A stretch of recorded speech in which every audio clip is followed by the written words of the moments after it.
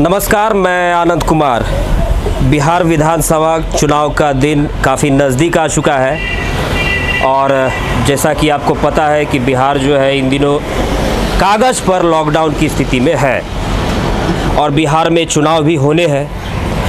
तो बिहार के चुनावी यात्रा पर इस वक्त हम निकले हुए हैं। कई लोगों से कई जगहों पर जा कर के उन लोगों की राय जो है वो जानने की कोशिश कर रहे हैं कि आने वाले चुनाव को लेकर के बिहार के लोग क्या सोचते हैं, बिहार में इस बार किसकी सरकार बनेगी।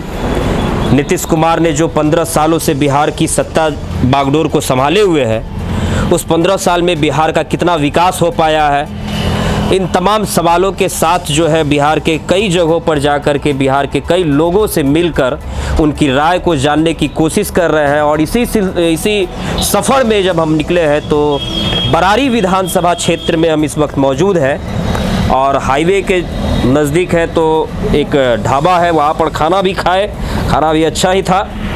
तो ढाबे वाले जो भाई साहब हैं उनसे थोड़ी सी बातचीत करते हैं। क्या नाम हुआ सर आपका? उमेश शाह। उमेश शाह जी, ये ढाबा कितना दिन से चला रहे हैं? 10 साल से। 10 साल से चला रहे हैं। लॉकडाउन में तो बंद हो गया होगा ना?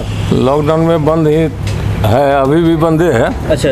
काहे कि कस्टमर आता नहीं है, कमाई दमाई होता नहीं है। हम तो आ गए, आप आ गए तो एक से मेंटेन तो ढाबा चल नहीं सकता है ना। 4 आदमी हम लोग खा लिए तो 4 आदमी से मेंटेन तो नहीं हो सकता है। ये भी बात सही है कि 4 आदमी से मेंटेन नहीं होगा, 10 स्टाफ है तो अभी मतलब कमाई नहीं हो पा रही है। कमाई नहीं हो पा रही कि लॉस ही लॉस है। लॉस ही लॉस है। तो क्या लगता है कब तक आप लोग की गाड़ी जो है वो पटरी पे लौट जाएगी? जब तक कि लॉकडाउन ख़त्म नहीं होता है, जब तक कि कस्टमर का आना जाना स्टार्ट नहीं होता है। तो आपको ऐसा लगता है कि लॉकडाउन है? देखिए, ऐसे तो रोड पर तो समझ में नहीं आ रहा है, क्या है कि आवागमन तो कर ही रहा है लोग, लेकिन अपने आप में सब वंचित करके चल रहा है, परहेज से चल रहा है। क्या है कि यहाँ पर हम लोग के पास कस्टमर आएगा, वह खाएगा तब ही 2 टका होगा। और रोड पर से तो हम लोग बुला नहीं सकते हैं। हाँ, ये भी बात है। तो चुनाव अब नज़दीक आ गया है, बिहार का चुनाव बहुत नज़दीक है, बस 1 से 1.5 महीने के भीतर चुनाव होना है। चुनाव को लेकर के क्या कुछ सोच रहे हैं आप लोग? देखिए, चुनाव तो सरकार बनने की चीज़ है और हमको लगता है कि समय से ही चुनाव होगी। हाँ।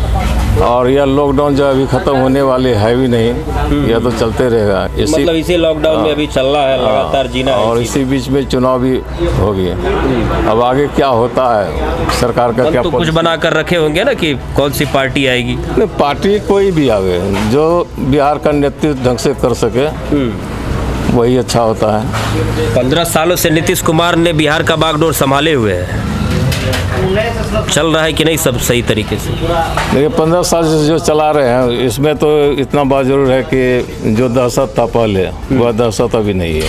दहशत नहीं है। दहशत किससे था? लुच्चा लफंगा से। कभी आता था, खा करके चला आता था, पैसा मांगने के बजाय बदतमीजी की तरह बात करता था। लेकिन कुछ लोगों का कहना है कि दहशत जो पहले पब्लिक से थी, लुच्चे लफंगों से थी, अब वो दहशत जो है प्रशासन से हो गई है, पदाधिकारियों से हो गई है। प्रशासन से तो आज भी है और पहले भी थे। वह जो है जब तक कि ऊपर से नियंत्रण उसको नहीं करेगा, तो वह प्रशासन जो है उसी का जो फायदा लेता है, वो उसी का फायदा लेता है। तो कुछ स्पष्ट रूप से बताइए जिससे हम समझ पाए कि नहीं इस बार बिहार में आप क्या चाह रहे हैं, आपके हिसाब से किसकी सरकार आनी चाहिए? सरकार किसी का भी आवे, नेतृत्व सही होना चाहिए। चाहे वह नीतीश का आवे, चाहे अदरवाइज कोई भी पार्टी हो उसका आवे। लेकिन तो आपकी बातों से समझ में नहीं आ रहा है कि आप किस पर तीर पर है या फिर लालटेन पर है, किस पर है, कुछ समझ में नहीं आ रहा है। हमारा कहना है क्या कि जो भी नेतृत्व करने के लिए बिहार को आएगी वह स्वच्छ प्रशासन दे, अच्छा से डेवलपमेंट करे, चाहे वह नीतीश जी हो चाहे अदरवाइज कोई भी हो। आम पब्लिक को जो राहत देगा उसी का जो है। लॉकडाउन में क्या कुछ नुकसान हो गया आप लोग का? नुकसान तो पूरे हो गया। पूरा हो गया। बाल बच्चे पर असर आ गया। जो लेबर सब यहाँ पर खटता था उसको मेंटेन नहीं कर पाते हैं, वह भाग दौड़ करता है। तो इससे जो है मतलब उभरने के लिए कुछ उम्मीद है कि सरकार कुछ आपको राहत दे रही है या देगी? ना ना ना, सरकार इसमें हमको तो नहीं बुझा रहा है कि कोई तरह का राहत जो है स्पेशल रूप में देगी। कोई राहत नहीं है। कोई राहत नहीं। क्या नाम हुआ भाई आपका? मेरा नाम राजेश कुमार हुआ। राजेश कुमार जी, करते क्या है आप? बिजनेस ही करते हैं और क्या करेंगे? बिजनेस करते हैं। लॉकडाउन में बिजनेस चल रहा है या ठप हो गया? कंप्लीट खत्म, बर्बाद हो चुका है बिजनेस। अब क्या करिएगा? अब क्या करें, जितना लॉस लगा है उसको भरपाई करने के लिए हम लोग को सोचना भी पड़ेगा उसके लिए। और इस लॉकडाउन में तो हम लोग सारे आदमी रोड पे आ गए बोल फैमिली। आप जो सोच रहे हैं उसमें सरकार कुछ मदद कर रही है या नहीं कर रही है? जिन सरकार अभी फिलहाल कुछ मदद नहीं कर रही है। कुछ उपेक्षा है या नहीं है? अब तो नहीं लग रहा है ऐसा कि चुनाव नज़दीक आ गया, अब क्या उपेक्षा रहेगी उनसे? कुछ उपेक्षा जी। अब परिवर्तन हो जाएगा। हाँ, ऐसा कुछ नहीं। तो सत्ता में इस बार परिवर्तन होना चाहिए या फिर वही सत्ता नहीं, ठीक? परिवर्तन तो होना चाहिए।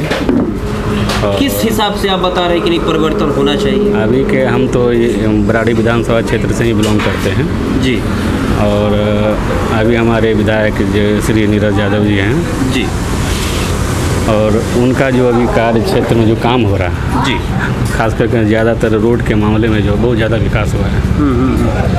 आज से पहले इस विधायक से पहले किसी ने ऐसा कुछ नहीं किया।